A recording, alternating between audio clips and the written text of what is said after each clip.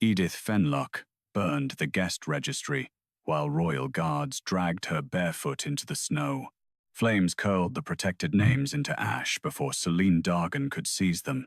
Behind Edith, the carved entrance of the Last Hearth Inn stood open beneath a smoke-darkened lintel. Refugee children watched from the stairwell as the final page collapsed inside the brazier. Celine's mouth tightened. "You have destroyed a crown record." "It was the keeper's working copy," Edith said. Snow gathered along her nightdress. "The sealed guest roll remains under hearth witness, where your warrant cannot reach it without guest right review." The sealed roll remained. What burned was the shortcut between accusation and seizure. The royal steward lifted the arrest writs. "These people are accused of aiding traitors, concealing deserters, and occupying estates under false names. They are sheltered guests. They are fugitives. Then charge them by name before a witness court." Celine turned toward the mounted prince. "This is why the charter must end. The inn has become a shield for sedition." Wolf Prince Oswin Rake sat beneath a black winter cloak while snow collected on his shoulders. He had once entered the last hearth half-conscious, blood freezing beneath his armor after an ambush. Edith had hidden him in the woodroom, washed the wound beneath his ribs, and asked only the oath required of every guest. "Do not bring seizure across the threshold that shelters you." Now his decree revoked the charter that had saved him. "The Crown has received reports that armed conspirators are using the inn to avoid lawful arrest," he said. Edith looked at him through the falling snow. "Did the Crown read the guest? Write objections attached to those reports?" "I read the steward's security summary." "Then you read the accusation twice, and the shelter law not at all. You did not revoke sedition. You revoked the hearing that would have separated guests from fugitives." A guard tightened his grip on her arm. Oswin's wolf shifted beneath his skin. Years ago, it had quieted beneath the carved wolves. Tonight it pressed backward while chains, warrants, and estate tags waited behind its prince. Oswin concealed the resistance beneath stillness. The old wolf door was built from moon-dark oak, its surface carved with 3 wolves. The first guarded those seeking protection. The second watched those entering under lawful shelter authority. The third barred those who came to seize. It did not know innocence. It could not name a corrupt hand or decide whether an arrest charge was true. It recognized only the pressure carried across its threshold and whether that pressure matched the purpose declared in law. The door did not protect liars from trial. It protected named guests from being taken under a purpose the warrant itself had lied about. Celine raised the revocation decree. "The guest right charter is ended. Greyhaven authority resumes immediately. Surrender the sealed roll, the sheltered families, and every room above the eastern hall." Edith pulled free long enough to face Oswin. "You revoke a refuge while standing under the oath that once kept you alive." His expression hardened. "This is not about what happened years ago. No, it is about what you learned from it." For 3 winters, Oswin had returned after council sessions, asking what royal law looked like from the side that had to survive it. She had answered until Celine's appointment moved every private petition through the steward's office. Now he addressed her as a suspect beneath his soldiers. "Remove her from the entrance," Celine said. "The inn passes into Crown custody." The guards forced Edith deeper into the snow. She did not plead for the building. The last hearth was not hers in the way Celine meant ownership. Its charter made the keeper responsible for food, beds, fire, and protected names, until each guest reached a lawful hearing or safe release. Edith's husband had died preserving that duty during the border retreat. She continued because a refuge that surrendered names on demand was only a prison with warmer rooms. Selina gave the signal. 6 guards climbed the steps carrying arrest chains. Their warrants described the entry as a protective security inspection. Their belts carried prepared property tags naming farms, mills, and widow holdings attached to families inside. Edith saw the contradiction before the first boot reached the threshold. So did the door. The oak slammed shut hard enough to shake snow from the roof. Iron bars drove into the stone frame. The lead guard struck the panels and fell backward into the others. Oswin dismounted. His wolf recoiled when he approached the step. Celine stared at the sealed entrance. Old hinges, winter swelling. The door has never swollen inward, Edith said. Oswin pressed his palm against the carved wood. The royal decree remained trapped between his hand and the threshold. Heat moved through the grain, burning 3 claw lines across the wax. Not traitor, not innocent. Seizure. The mark judged the crossing purpose, not the arrests beneath it.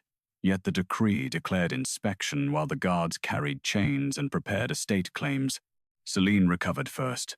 The warrants may still be lawful. The door cannot review evidence. No, Edith said, but it has shown what you brought across a shelter threshold while calling it protection. A child began crying inside. Edith stepped toward the door. Oswin blocked her path. You remain under removal. She looked down at his boots on the snow-covered step.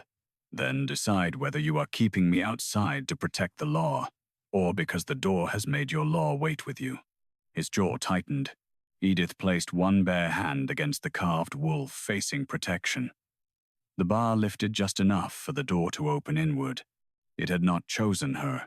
She crossed carrying shelter, and the threshold recognized the purpose. The door shut before Oswin could follow. Outside, the prince stood with his guards, his decree branded by the category he had refused to examine. Inside, Edith turned toward the frightened families. On the floor beneath the door lay one arrest warrant that had slipped through before the oak closed. Attached to it was a list of 7 sheltered households. Every estate beside their names had already been assigned to an ally of Celine Dargan. The list did not prove Celine had forged the warrants. It proved the seizures were prepared before any refugee was heard. It did not yet show who wrote the assignments, only that judgment had been priced before testimony existed. Snow hissed against the brazier while Oswin sealed the evidence on the inn's outer step. The branded decree went first, wrapped in linen beneath the marks of 2 neutral clerks. Beside it he placed the slipped warrant, the 7 household list, and a clay dish holding the ash of Edith's burned working copy. The sealed hearth roll remained inside the last hearth under guest right protection. Celine Dargan watched from beneath her white winter hood. Emergency seizure tags may be prepared before arrest when accused families have time to hide assets or destroy title records. Preparation does not establish that judgment has already been made. It establishes what your guards expected to carry away, Edith said from the other side of the closed door. She had put on boots and a dark keeper's dress, but she had not reopened the threshold to the crown. The door had stopped Oswin's guards. It had not yet corrected his decree. Oswin did not apologize. He dismissed the arrest company from the yard and kept only 2 evidence clerks, 1 hearth witness, and Celine in her royal office. Then he read a narrow temporary standing into the record. Edith could examine the guest right chain attached to 1 warrant and question the household named in it. She could not restore the charter, invalidate the remaining arrests, or reopen the inn under royal protection. The last hearth remains under revocation, he said, and every family remains inside until the law can tell protection from seizure, Edith replied. The old wolf door opened only far enough for the clerks to place a witness table across the threshold. Edith stood within the inn. Oswin remained outside. No soldier approached the step. The first household belonged to Hester Calder, a widowed wool merchant from the western marches, and her adult sons, Bramwell and Olan. Their crown file accused them of aiding traitors after the border revolt. The security summary described armed fugitives hidden beneath Calder wagons and claimed the family had used the last hearth to conceal men wanted for treason. Celine rested one gloved hand on the summary. The allegation concerns organized shelter for enemies of the crown. Then open the underlying report, Edith said. The original complaint was shorter. A tollkeeper had seen Hester's wagons carry 2 wounded men through a winter pass. Neither man had been named. No weapons or rebel pack marks had been recorded. One passenger was fevered, and the other unable to stand. Sheltering unnamed wounded men became aiding traitors before anyone identified them, Edith said. Unnamed men moving near a rebel route required investigation. Celine replied. The summary reflects risk, not conviction. Then why did the warrant enter under seizure rather than inquiry? The door marked the company's crossing purpose, not the merits of the charge, which is why we are reading the file instead of asking the door to decide. Hester came forward inside the common room, wind-cracked hands folded beneath a dark shawl. Her sons remained visible to the witnesses but unchained.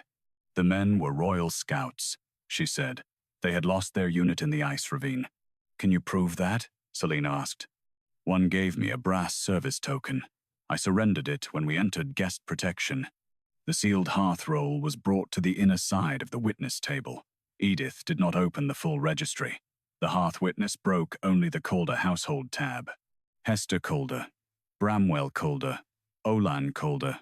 3 named guests admitted under release hearing protection after presenting an injured scout token and requesting Crown identity review. The entry bore Edith's mark, the hearth witness seal, and a notation that the family had remained available for questioning for 23 days. No hearing had been scheduled. They did not enter as nameless fugitives, Edith said. They entered by name and asked for the review the Crown says they avoided. Oswin looked at Celine. Was this entry included in my security packet? No, the inn had not surrendered the roll. The household tab existed before the revocation. My office received a summary, not the sealed page. Edith requested the attachment index. The Calder file originally contained 8 items. Oswin's security packet contained 7. The missing item was labeled Guest Right Objection, Protected Entry Pending Release Hearing. Who removed it? Oswin asked. My deputy assembled the final packet, Celine said. Security summaries are shortened when material is considered repetitive. An objection to arrest under an uncompleted hearing is not repetitive, Edith said. It may be insufficient if the treason concern remains. Then it should have been answered, not removed. Hester's estate assignment had been prepared 2 days before the arrest warrant. A provisional tag named her wool house, winter pasture, and mill shares. The proposed custodian was Lord Averick Sorn, a Crown ally who supplied horses to the eastern garrison. Celine said the assignment prevented disputed property from vanishing during an arrest. Provisional custody can preserve an estate until guilt or innocence is resolved. Edith kept the inquiry at the threshold where it belonged. The tag matters because it traveled with chains under an inspection warrant. It shows the company did not come merely to ask whether these guests should be heard. It did not show that Lord Sorn's claim was false, that Celine had chosen him, or that the Calders were innocent. It showed that the Crown prepared to take before granting the hearing promised by the sealed roll. Oswin compared the dates. The guest right objection had been entered first. Celine's summary followed. His revocation came 3 days later. He had signed after the shelter warning existed and without seeing it. Edith watched the realization harden rather than soften him. Your wolf recoiled because your guards crossed under seizure. That does not erase the decree you signed before they arrived. No, he said, it does not. He had recognized the stain on his decree without yet lifting it. The evidence clerk turned over the Calder estate tag to record its issuing office. A second seal lay beneath the steward's wax, pressed deep into the leather. Oswin recognized the broken wolf edge of his own emergency winter authority. The seal had been issued after Celine's security summary. It had been placed on the Calder estate tag 4 days before any witness court was scheduled. The seal did not prove Oswin had read the tag. It proved his emergency authority had reached seizure before the guest right hearing could reach the family.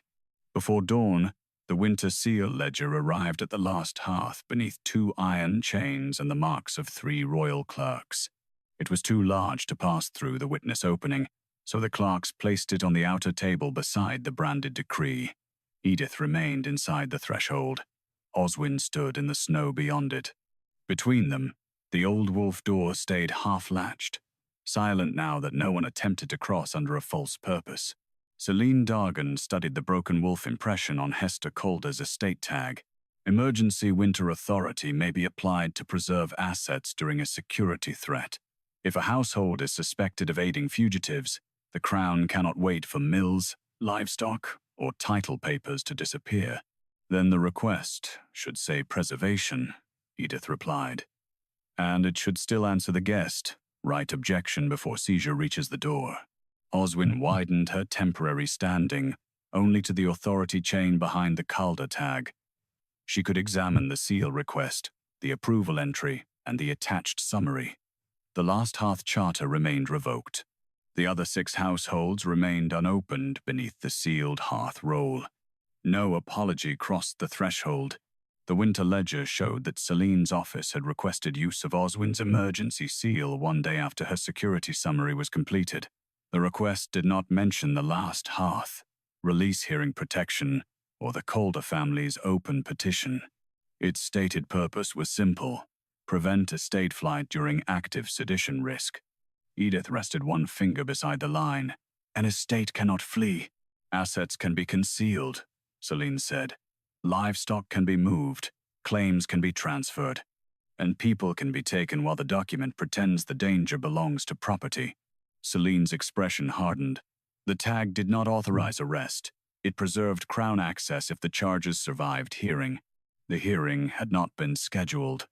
That is an administrative failure, not proof of conspiracy. It was a defensible distinction.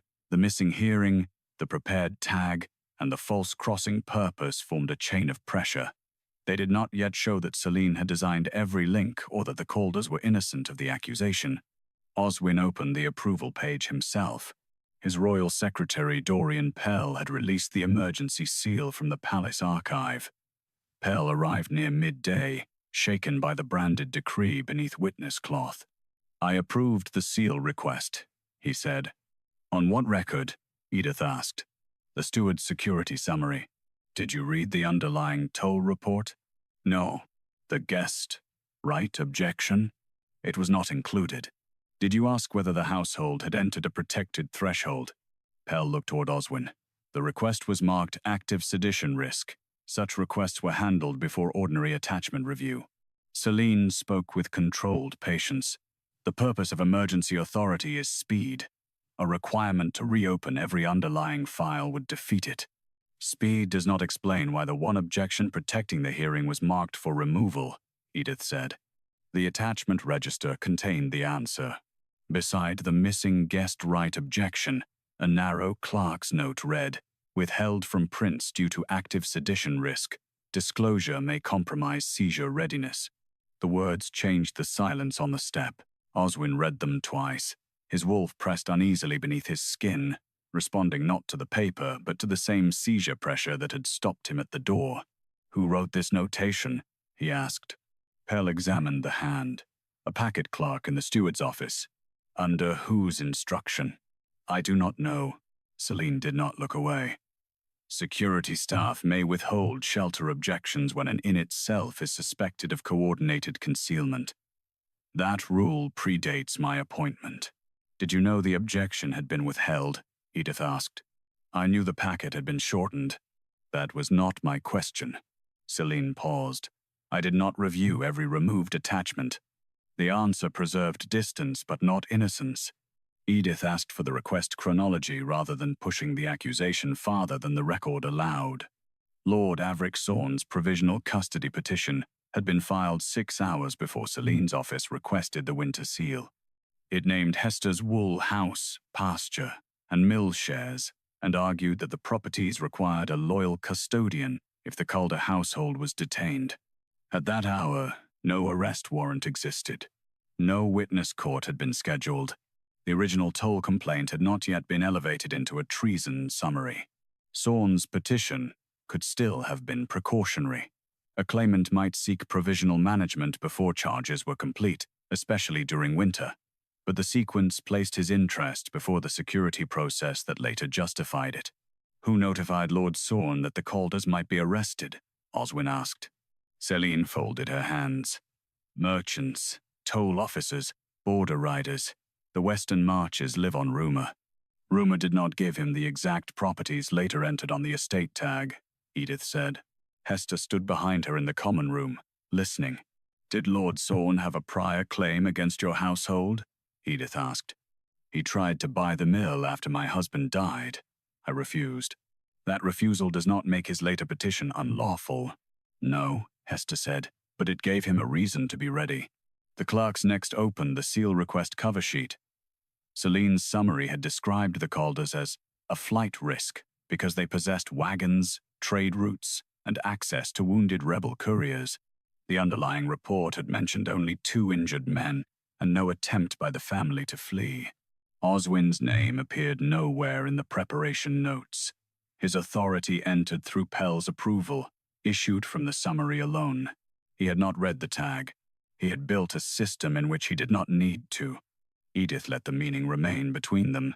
Your seal traveled farther than your attention. Oswin's face tightened.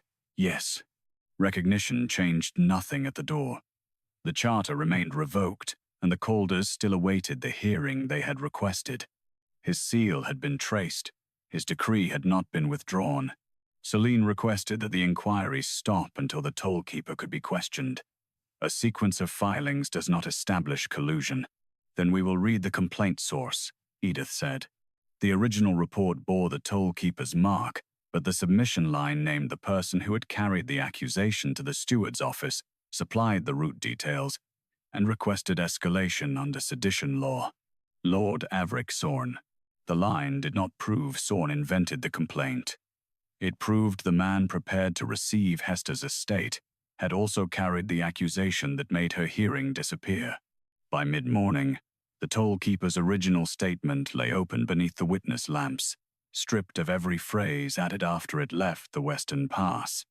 Merritt Dow had written that Hester Calder's wagons carried 2 wounded men through sleet. One man could not stand.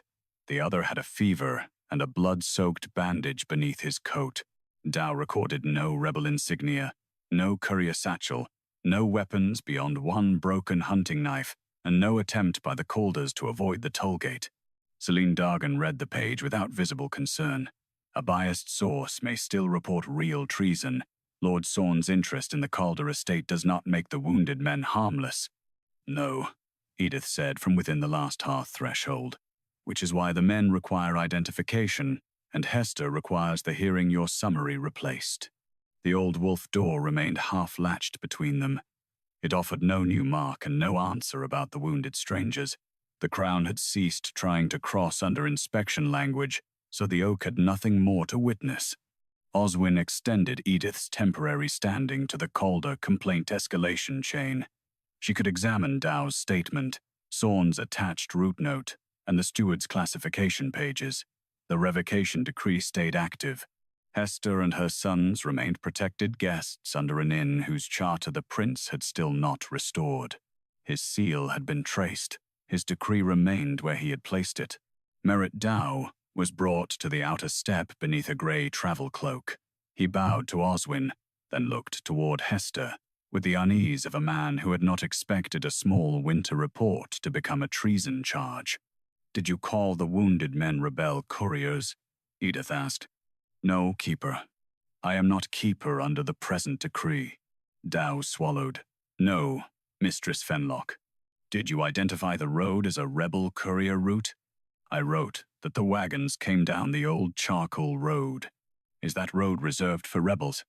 "It is used by shepherds, charcoal burners, patrols, and anyone avoiding the flooded bridge." The original statement confirmed him. Charcoal Road had been entered in Dow's hand. Rebel Courier Road appeared later in darker ink on a sheet attached by Lord Sorn. Sorn's route note added 2 more claims. The Calder wagons were capable of rapid asset flight, and Hester's mill could provision armed movement across the western marches. Celine folded her hands over the summary. "Those are risk assessments. A merchant with wagons and grain capacity may support rebellion even if a tollkeeper sees only wounded passengers." "Then the Crown should investigate the risk," Edith said. "It should not remove the objection that requires a hearing before those risks become seizure." The escalation notes showed how Sorn's language traveled. A packet clerk copied Rebel Courier Road into the security summary. Another changed wagons capable of movement into a household preparing asset flight. The 2 wounded men became unidentified rebel couriers before any witness named them. Dorian Pell had received that summary and released Oswin's emergency winter seal. Oswin had read the same language before revoking the charter. He stood outside the door with the pages open before him. My packet described repeated use of a known rebel route. The repetition began after Sorn supplied the phrase, "Edith said." Celine answered before he could. My office escalates reports according to risk, not according to the purity of the reporter. Sorn's interest may make him biased. It does not make every conclusion false. Edith did not argue otherwise. She asked for the classification record attached to the missing guest right objection. The objection had not merely been shortened out of the packet. A steward's clerk had relabeled it obstructive shelter claim, possible coordination with accused household. That classification allowed it to be withheld under active sedition protocol. Who approved the classification? Oswin asked. The line held a clerk's mark rather than Celine's personal seal. Celine studied it. My deputy office reviewed shelter conflicts. Did you instruct the office to treat guest right objections as obstruction? I instructed it to identify claims that might delay urgent security action. Those are not the same instruction, Edith said, but the second can become the first when no one is required to read the objection.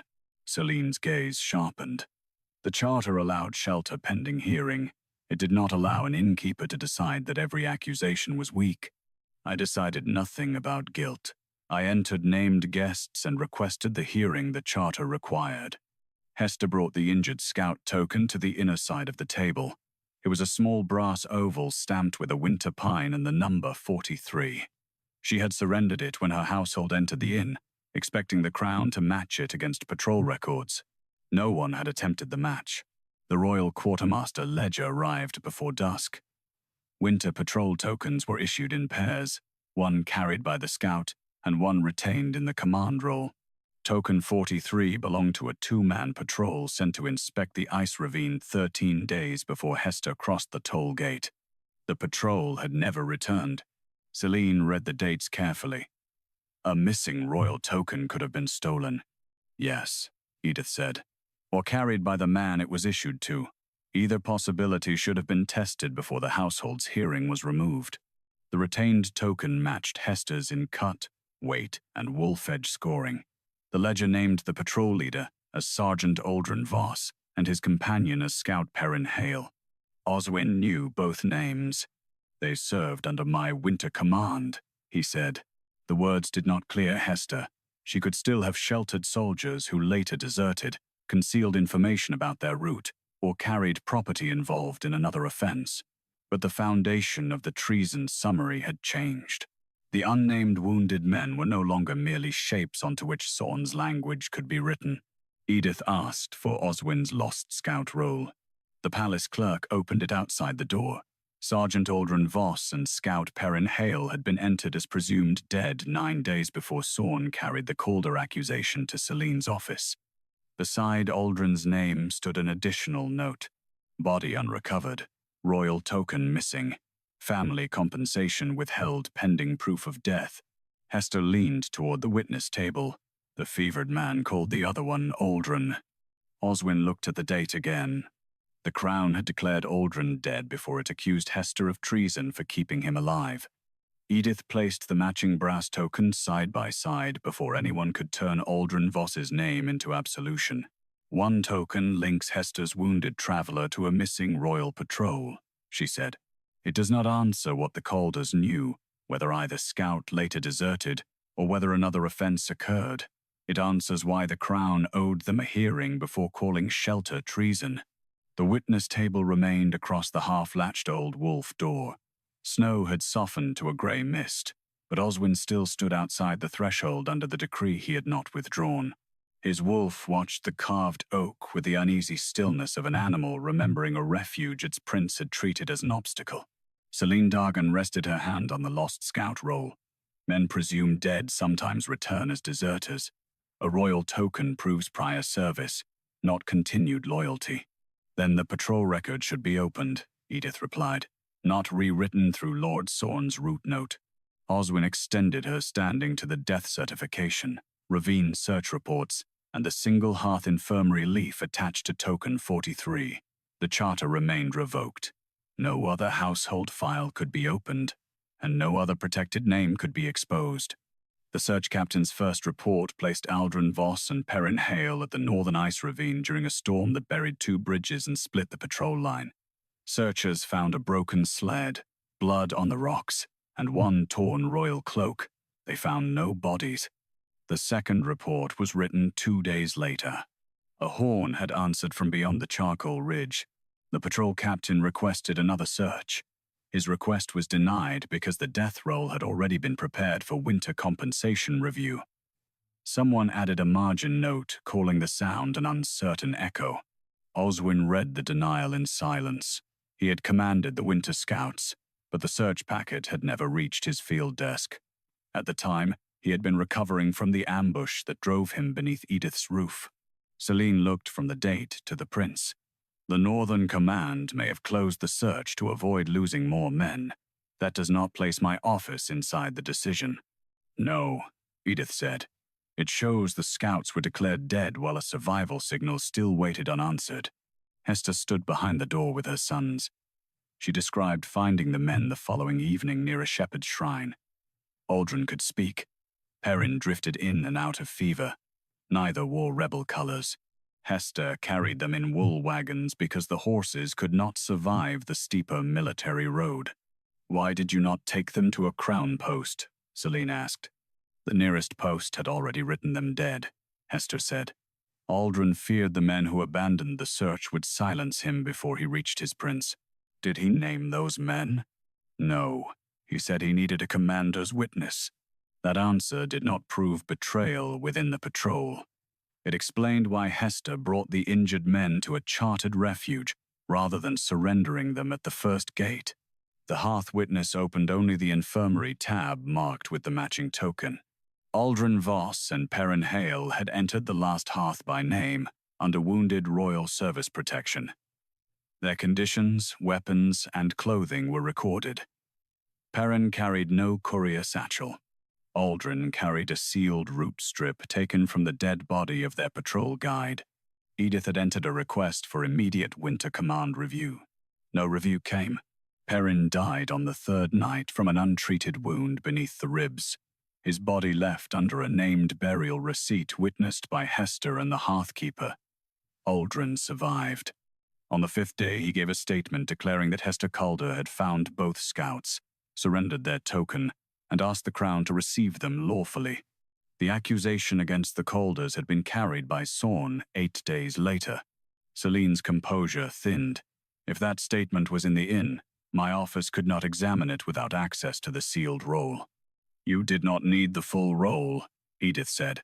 The guest right objection identified the token and requested the review.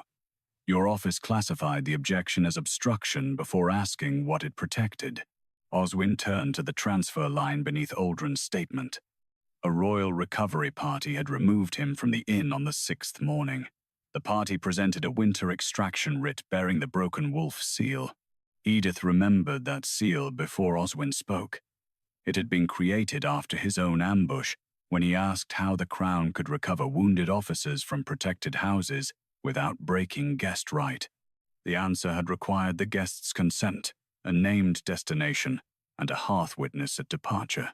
The modern estate tag carried the same authority stripped of those conditions. Your emergency seal began as a promise that recovery would not become seizure, Edith said. Oswin's gaze remained on the writ, and I allowed it to be used without the promise. The words acknowledged the corruption of his authority. They did not reopen the inn, restore Edith, or give the Calders the hearing still owed to them. Aldrin's departure line carried his thumb mark and Edith's witness signature. He had consented to leave for Oswin's winter command house. The command intake book showed no arrival. Dorian Pell searched the palace transfer index and found a second routing slip inserted behind the original writ. It redirected Aldrin before he reached the military quarter. The stated reason was sedition-sensitive debriefing. Celine examined the clerk's mark. Closed witnesses are sometimes rerouted for protection.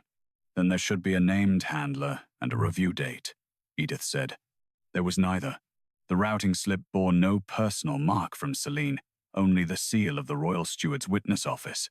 yet its language matched the phrase used to withhold Hester's objection. Disclosure may compromise active sedition review. Oswin looked towards Celine. Where was he taken? I will not claim knowledge I do not have. Edith asked for the closed witness lodging register. The register showed one unnamed royal scout admitted on the same day Aldrin left the inn. 3 weeks later, the entry was closed with a single line. Witness no longer available. No death receipt followed. No release location was entered. Beneath the closure line, someone had attached Aldrin's original statement about the Calders and stamped it unreliable testimony from a deceased scout. A man the Crown had removed alive had been made dead again on paper before Hester Calder ever received a hearing. The phrase "witness no longer available" had been written in the same careful hand that recorded winter coal, meal allowances, and bed linen. Edith read the closed witness ledger from inside the last hearth, while the morning fire dimmed behind her. Aldrin Voss had been admitted alive, fed for 21 days, and visited twice by a Crown physician. Nothing described death, escape, or release. Only the final line removed him from legal reach without saying where his body had gone. Celine Dargan stood outside the half-latched door. Unavailable may mean transferred beyond ordinary access. Sensitive witnesses are sometimes moved when testimony places them in danger. Then the movement requires a named handler and a lawful destination, Edith said. Protection cannot become disappearance because the office prefers a quieter word. Oswin extended her temporary standing to the closed witness route attached to Aldrin alone. The charter remained revoked. Hester Calder's hearing had not begun. The other 6 household tabs remained sealed, and the old wolf door gave no sign beyond the creak of winter oak. The transfer account showed Aldrin's food allowance continuing for 6 months after the ledger declared him unavailable. Payments passed through the Royal Steward's witness office under a new designation, Winter Guest 40. 3. Celine did not retreat. Numbered protection can prevent retaliation. A living witness may need to disappear from public roles to survive. From public roles, Edith said. Not from every hearing, every advocate, and the prince whose soldiers he served. Dorian Pell opened the quarterly reviews. Each payment required confirmation that the witness remained under Crown protection. The confirmations carried different clerk marks, but the language never changed. Identity withheld due to active sedition risk. 3 reviews predated Celine's appointment. 2 occurred after she became royal steward. Did you read them? Oswin asked. I approved office totals, not individual identities. So a man could be fed beneath your seal without your knowing whether he was prisoner, witness, or corpse. That is why protected offices use designated handlers. Where is his? The handler line had been scraped away. Edith asked for the pressure copy beneath the page. A moon glass plate raised the lost letters as pale impressions. Maylor Quist. He had once served as a junior Crown advocate. Now he lived in a monastery infirmary outside Greyhaven, half-blind and unable to walk unaided. He arrived before nightfall, wrapped in grey wool and irritated that anyone had taken 11 years to ask the first proper question. Aldrin Voss was alive when I received him, Maylor said, angry, injured, and determined to speak before Prince Oswin. Why did he not? Edith asked. His first statement was classified as compromised because Hester Calder had sheltered him. The office said he might have been coached. Did you believe that? I believed his wounds and the patrol token. I also believed the steward's court could bury me beside him if I broke the routing order. Celine's voice sharpened. Which steward? The office before yours. The answer kept the old disappearance from becoming Celine's personal act. Maylor described Aldrin's testimony. The patroller discovered supply carts moving through the charcoal ridge under false army tags. When Aldrin tried to report them, his guide altered the route and led the scouts into the ravine. Hester found the survivors after the search closed. Did Aldrin identify Lord Sorn? Oswin asked. No. He said one cart carried Sorn horse brands, but brands can be stolen. Again, the evidence stopped before certainty. Aldrin refused to retract his statement about Hester or accept relocation beyond the northern Pax. After 6 months, Maylor received an order transferring him to a refuge outside ordinary steward control. "What refuge?" Edith asked. Maylor looked at the carved wolves, the crown's final hearth. Silence moved through the common room. Celine frowned. No refuge by that name appears in the active royal register. It existed for the day royal arrest itself became the danger, Maylor said. Oswin's wolf surged beneath his skin, and the carved protection wolf gave a low wooden groan. He stepped back. Edith felt the pressure in the grain change not a command, but the difference between a promise remembered and a law denied. She had felt such fractures since childhood. First, hearthkeepers were taught to hear when the purpose carried toward a threshold did not match the purpose written above it. That hearing gave no verdict and no authority. It only made false crossings impossible to ignore. Celine noticed Edith's hand tighten against the frame. "What did the door tell you?" "Nothing." "You reacted." "I felt the oath strain." No one outside the Fenlock line should have understood those words. Oswin looked at her but did not ask in private. The witnesses remained, and she would not give him another truth behind a closed door. Maylor continued. Aldrin was transferred under an emergency winter writ created during Queen Mother Aveline Rake's regency. It allowed a threatened royal witness to enter final hearth protection when Crown officers could no longer guarantee lawful arrest, hearing, or safe release. Dorian opened the Winter Seal archive again. The broken wolf seal Oswin later used for scout recovery and Celine's office used for Calder seizure had begun beneath Aveline's hand. Its first condition was written beneath the royal impression. Emergency authority may carry a person toward refuge.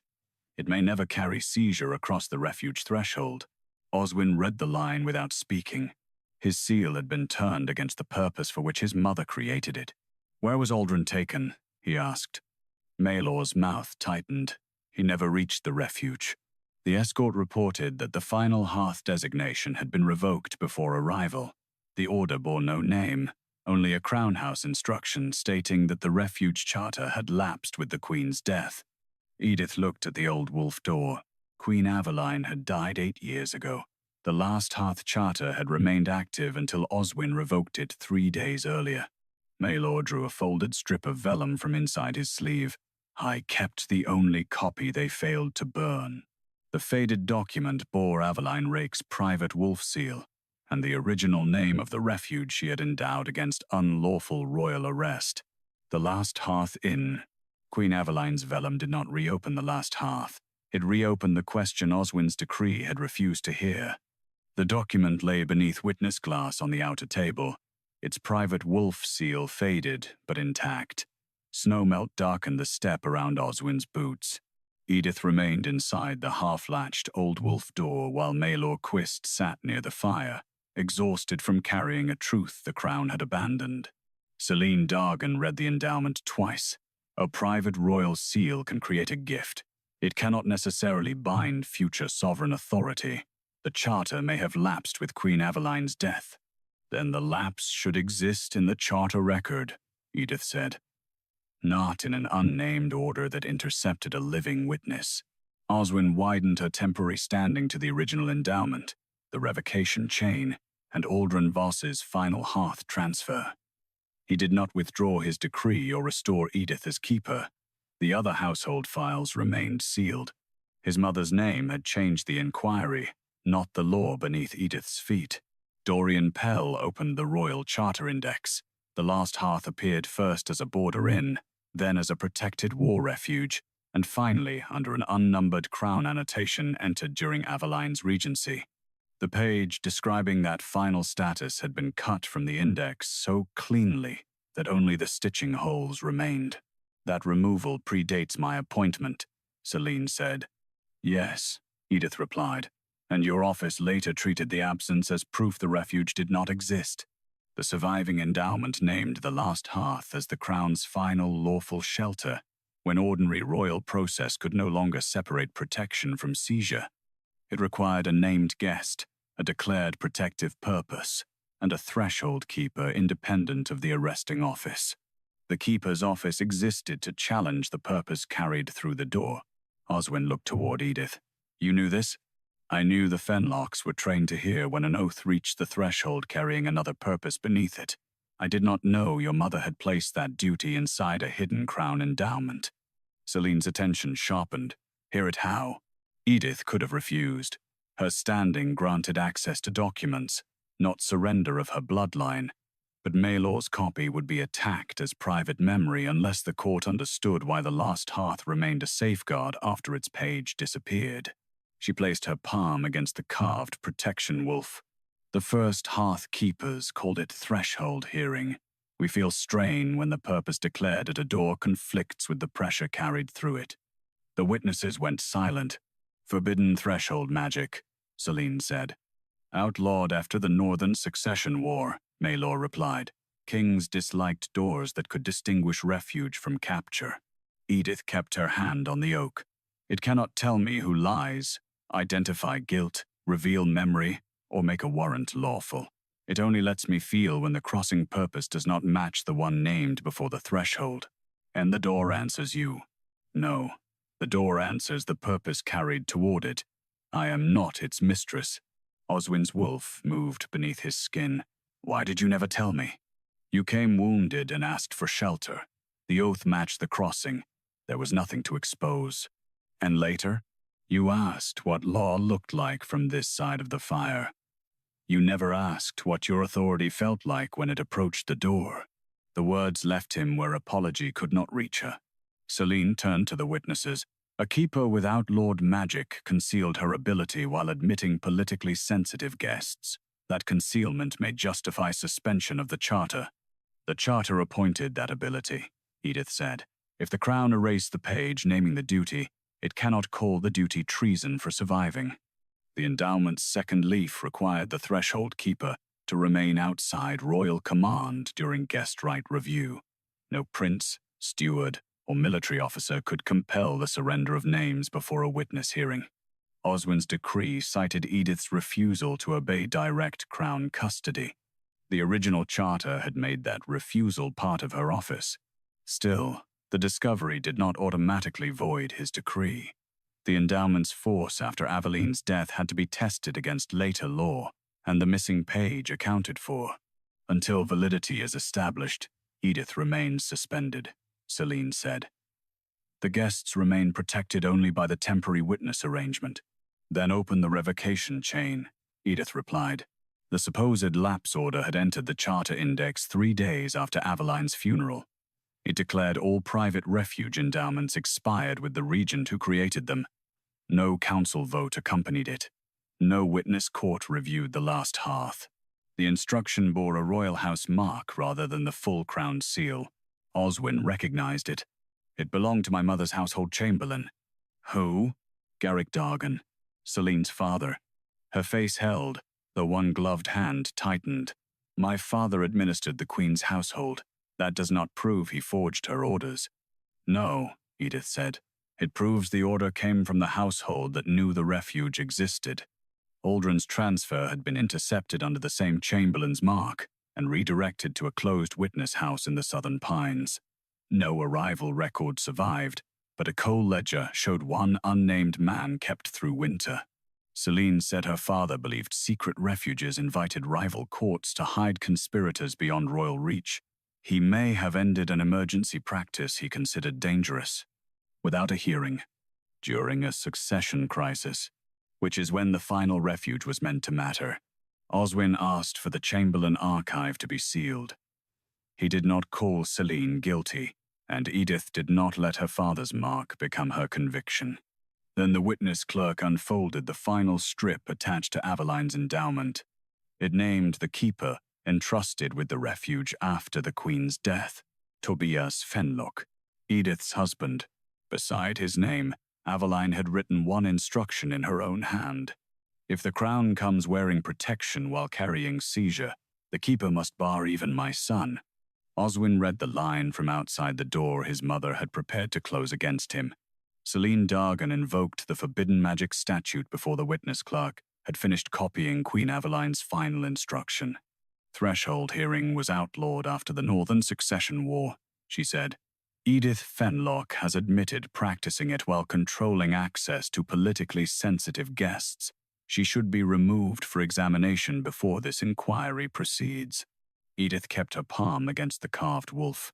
Then charge me by name, state the law before witnesses, and give me the hearing you denied the households inside. Celine's expression sharpened. You would use guest, right to shelter yourself. I would use it to prevent protective examination from becoming another word for seizure. The old wolf door remained still. No guard had advanced, and no one had declared an entry purpose it needed to test. Oswin asked for the forbidden magic statute. The law prohibited threshold hearing when used to create private courts, conceal treason, or overrule a lawful royal judgment. A narrower clause survived beneath it. Ancient refuge offices established by Crown endowment could retain threshold witnesses so long as they claimed no power to decide guilt. Aveline's document had appointed exactly such an office. Celine did not yield. Only if the endowment remained valid after her death. Then validity must be reviewed before Edith is arrested for performing the duty the missing charter assigned her, Oswin said. He did not apologize. Instead, he removed the emergency winter seal from his belt and placed it beside the branded revocation decree. I submit both to guest, right review. Edith studied him through the narrow opening. Under what purpose do you approach? Not arrest, not inspection. Review of my own decree before the witnesses it excluded. Without command over the threshold? Yes. She looked past him. The guards had already left the yard. His sword remained at the evidence table, and Dorian Pell stood ready to record every word. The carved protection wolf warmed beneath her hand. The door opened wide enough for Oswin to enter alone. It had not forgiven him. It had recognized that the purpose he now carried matched the one he declared. Edith made him stop at the witness table. He had once crossed wounded and been given a bed by the fire. Now he entered as the author of a decree under challenge, with no private room and no right to move farther into the inn. The charter is not restored, Edith said. No, my suspension remains. Yes. Then this is review, not repair. Oswin accepted the distinction and took the outer chair. Celine remained beyond the threshold in her royal office. A prince cannot be made a petitioner inside his own kingdom. He can when his authority is the instrument being examined, Edith replied. The first question concerned Tobias Fenlock. The royal record described Edith's husband as a border innkeeper who abandoned a crown evacuation line during the final retreat and died while escorting unregistered civilians through a blizzard. It did not mention the final hearth appointment, Aveline's endowment, or his duty to resist unlawful royal arrest. A separate guest ledger told a different sequence. Tobias had received 23 displaced families under named winter shelter. Most were widows, wounded soldiers, and children from villages trapped between rival pack levies. Garrick Dargan's household office ordered the names surrendered under a protective evacuation writ. Tobias refused because no destination, hearing witness, or release condition appeared on the writ. The same defect, Edith said. Protection declared. Seizure carried. Celine read her father's order. The border was collapsing. He may have needed names to move civilians away from armed packs. Then why were estate claims attached to the evacuation list? 14 properties had been marked for provisional crown custody. The tags remained secondary to the deeper violation. The household office wanted protected names before any witness court determined who could lawfully be moved. Tobias filed 3 objections. The first requested named destinations. The second demanded independent advocates for families accused of aiding deserters. The third warned that the evacuation force carried arrest chains beneath medical wagons. None appeared in the official retreat packet. Oswin looked toward Dorian. How was Tobias's refusal summarized? Keeper obstructed civilian rescue and enabled flight by suspected traitor households. Edith felt the old wound settle into a shape she could finally examine. They turned his defense of a hearing into abandonment of command. The record still did not establish who caused his death. It showed only that he left the last hearth during the storm with 6 families whose warrants had no lawful destinations. His body was recovered near the Pine Bridge. 2 refugees survived. The escort captain's report was missing. Oswin opened a formal review of Tobias's border retreat record before the witnesses. He did not rename him hero or declare murder. He restored the questions the Crown had erased. Celine's voice came colder from outside. "My father is dead. His decisions cannot convict me." "No," Edith said. "Your decisions must do that." The Chamberlain archive arrived after nightfall. Most of Garrick Dargan's papers concerned supply routes and household appointments. One sealed packet contained Tobias's 3 objections, Aveline's duplicate endowment, and the order intercepting Aldrin Voss before he reached the final hearth. The packet had not remained untouched for 8 years. Its outer cord had been replaced the previous winter. Dorian found a recent receipt beneath the old wax. It recorded that the packet had been withdrawn from archive, examined, and returned to restricted storage 6 months before Celine advised Oswin to revoke the last hearth charter. The receiving officer had written one conclusion across the endowment: obsolete refuge claim, suppress from security review to prevent obstruction. Beneath the sentence stood Celine Dargan's personal seal. Edith turned Celine's sealed archive note toward the witnesses before the steward could reduce it to an opinion. The sentence remained visible beneath the glass: obsolete refuge claim suppress from security review to prevent obstruction. Celine's personal seal stood below it, dated 6 months before she advised Oswin to revoke the last hearth charter. "You reviewed the endowment," Edith said. "I reviewed a disputed document from a dead regent," Celine replied. "A private refuge capable of blocking royal arrest was a security danger. I classified it accordingly. You did not place the dispute before a charter court. The kingdom was facing coordinated sedition, and so you removed the law that required sedition to be separated from shelter before chains reached the door. The old wolf door stayed open behind Oswin, but only to the witness table. He had entered under review and remained there without sword, guard, or command over the threshold. His decree was still active. Edith's keeper authority was still suspended. He did not apologize. Instead, he removed Celine's control over the security packets until a public hearing could determine whether her suppression had converted review into seizure. She retained her title and the right to answer every charge. The step prevented further alteration. It did not declare her guilty. Edith asked for the 6 unopened household objections. Celine looked sharply at her. "Your standing concerns the Calder chain. My suspension was justified by a claim that the entire inn concealed traitors.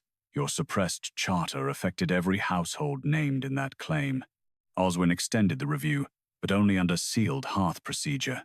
Each household tab would be opened separately. No protected name could be read without consent, and no accusation would be dismissed merely because the door had rejected the Crown's crossing purpose. The first file belonged to a cooper and his adult daughter. Their summary accused them of forging military passage marks. The underlying papers contained 2 altered travel slips and a witness who could identify the daughter's hand. Edith entered both names for formal charge and required that they be moved to a neutral hearing house without estate tags or hidden detention. The cooper stared at her. "You would surrender guests? I would surrender no one to seizure. I will present named people to lawful process when evidence survives the hearing your warrant tried to avoid." The second household had sheltered a border physician who recorded wounds on conscripted boys. Older officers had reported fit for service. The security summary called her a recruiter for desertion. Her guest right objection included the original medical ledger. Celine's office had removed it as hostile witness material. The third file concerned an elderly pair accused of concealing a rebel messenger. The messenger was their widowed daughter, who carried a petition challenging an Eastern-made compact. Her estate tag transferred the family orchard to a compact supporter if all 3 were detained. The property claim did not decide the accusation. It showed what the arrest company had been prepared to take before hearing why the daughter traveled. Across all 6 files, the same classification appeared: obstructive shelter claim. Different clerks had written it. The authorization code beneath each mark came from Celine's policy circular. She did not deny issuing the circular. The inn had become a recurring barrier to urgent security action. I instructed staff to prevent repetitive objections from paralyzing enforcement. You classified the hearing itself as obstruction, Edith said. I classified claims submitted by a keeper with forbidden threshold magic and a personal interest in retaining guests. At the time of the circular, you had already read the endowment appointing that threshold office. Celine's silence lasted one breath too long. Dorian Pell opened the arrest company instructions. The public order called the entry a protective security inspection. A sealed operational leaf had been given only to the captain. Secure the keeper before registry review. Remove the working guest list. Hold all named households pending estate preservation. Do not display property attachments until threshold access is obtained. Celine's deputy had signed the leaf. Her policy code appeared in the margin. A deputy may apply policy beyond its intended scope, she said. I did not write those instructions. Did you approve the use of inspection language? Oswin asked. I approved a security entry. Did you know chains and estate tags would accompany it? Celine looked toward the snow where the arrest company had stood. I knew restraints would be available if resistance occurred. And the property attachments? I knew provisional claims had been prepared. The answer entered the record without confession and without escape. Edith placed the branded decree beside the operational leaf. The door marked Seizure because Seizure had been hidden inside the entry plan. The oak did not discover that plan. Your own instructions did. Oswin's wolf shifted under his skin. For years he had concealed the oath it carried from the night the last hearth admitted him wounded. Now, before the witnesses, the animal refused to lower its head to his command. I knew my wolf resisted the revocation, he said. The common room went still. Edith did not rescue him from the admission. I told myself it remembered pain, he continued. I did not say that the oath I swore as a guest might still bind it. I accepted Celine's summary because it allowed me to call the resistance weakness instead of warning. You hid what your wolf knew because listening would have required you to reopen the law, Edith said. Yes. The admission did not restore her office. It made his concealment part of the public record. Hester Calder's hearing followed.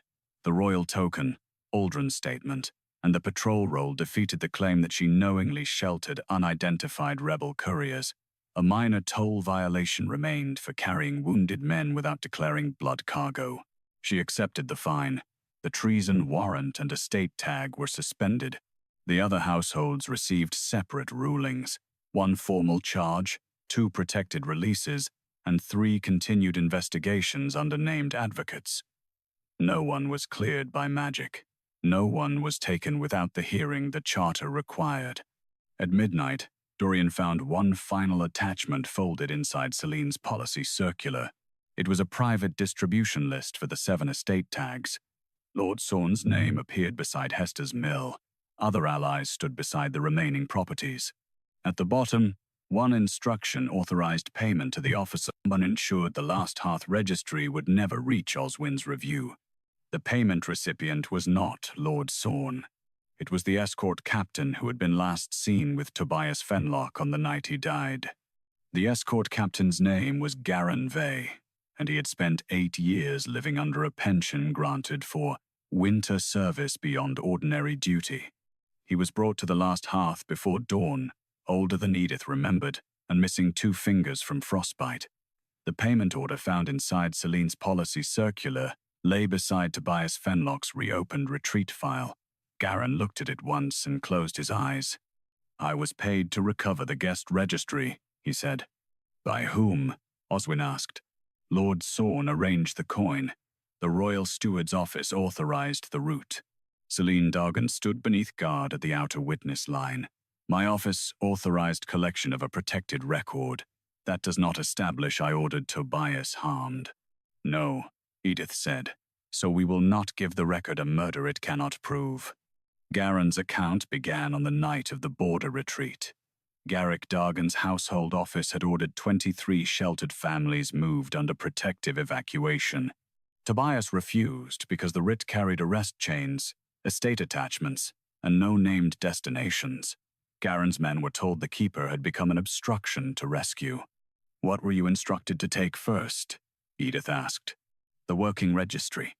And if Tobias refused, separate him from the families, secure the threshold, move the guests before he could demand witnesses." The same method had returned years later beneath Celine. "Remove the keeper, seize the names, call the entry protection." Garen admitted that Sorn supplied wagons and offered provisional storage for estates left behind. He did not claim Sorn invented every accusation or directed royal policy. He established that Sorn profited from a procedure he helped carry out. The storm broke the escort line near the Pine Bridge. Tobias led 6 families away from the chained wagons after hearing that 2 adult sons would be separated from their widowed mother. Garen followed with 3 guards. "Did you kill him?" Edith asked. "No." "Did you see how he died?" Garen's voice roughened. "The bridge rail failed. Tobias held the rope while the families crossed. I could have cut the arrest chain from the last wagon and given him the length he needed. I did not. I was still trying to recover the registry. Tobias fell when the rope tore loose. Garen recovered the working book from the snow and delivered it to Sorn's clerk. He later signed the report calling Tobias an innkeeper who abandoned evacuation orders. The evidence did not show murder. It showed a royal officer choosing seizure procedure over a life he might have saved, then allowing the dead man's duty to be rewritten as betrayal. Celine's recent payment had not rewarded the old failure. It had purchased Garen's silence after she discovered the endowment, Tobias's objections, and Aldrin's transfer records in her father's archive. "I believed reopening the last hearth would give every hostile household a sanctuary against the crown," she said. "The kingdom had survived because difficult disputes were contained before they became pack wars." "Contained where?" Edith asked. "Behind missing hearings, inside unnamed transfers, beneath property claims prepared before testimony." Celine held her ground. "I protected the throne from paralysis. You protected authority from being required to explain itself." The court found Celine responsible for suppressing the endowment, withholding guest right objections, authorizing misleading inspection language, allowing chains and estate tags to travel beneath protective warrants, and paying a witness to preserve a false retreat record. The court did not convict her of Tobias's death or every older abuse committed under her father's office. Lord Sorn was charged separately with corrupt petitioning, undisclosed beneficiary interest, and financing the removal of protected records. His claims to the Calder estate and the other tagged properties were suspended pending independent review. Oswin then placed his revocation decree on the witness table. He did not burn it. He read it aloud, including every sentence based on Celine's summaries, and entered beside each one the objection he had failed to examine. "I revoked a refuge because I read security conclusions and treated guest right review as delay," he said before the families, clerks, guards, and inn workers. "My wolf resisted the crossing. I hid that resistance because admitting it would have required me to question my own authority. I allowed my winter seal to carry seizure before testimony." He withdrew the decree before the same witnesses excluded from its making. Withdrawal alone did not restore Edith. The Charter Court first confirmed Queen Aveline's endowment, the independence of the first hearth keeper, and the lawful survival of threshold hearing within its narrow office. The court entered Tobias's 3 objections into the royal retreat record and replaced the charge of abandonment with a finding that he died preserving named families during a disputed evacuation. His death remained a reopened public record, not a legend made cleaner than the evidence. Edith's suspension was lifted in the inn yard. She accepted the keeper's keys from the witness table, not from Oswin's hand. The last hearth charter returned with stronger law. No royal officer could cross a shelter threshold carrying chains, concealed estate tags, or unnamed transfer orders before a witness hearing. Every protected guest required a name, advocate, charge or shelter basis, hearing date, and release path. Emergency authority could carry a person toward refuge, never seizure through it. The old wolf door remained what it had always been, a witness to crossing purpose. It could not acquit, condemn, identify conspirators, or replace a court. The remaining households received separate hearings. Evidence survived against 2 named guests, who were charged openly and transferred without hidden property orders. 4 households were released under protection. 1 remained under investigation with an independent advocate. Hester Calder's treason charge was dismissed, though her toll fine stood.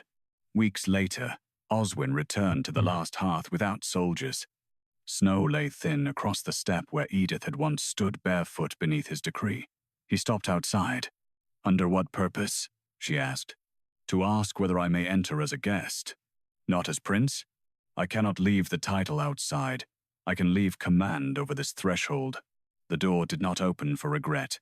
Edith considered the man who had once sought truth beside her fire, then punished the law that required him to hear it. He had not repaired the past. He had surrendered the shortcuts that allowed him to repeat it. She opened the door herself. "1 meal," she said, "before witnesses." Oswin crossed, carrying no chains, no sealed summary, and no claim on her forgiveness. The carved wolves remained still. For the first time, that silence meant the purpose and the promise were the same.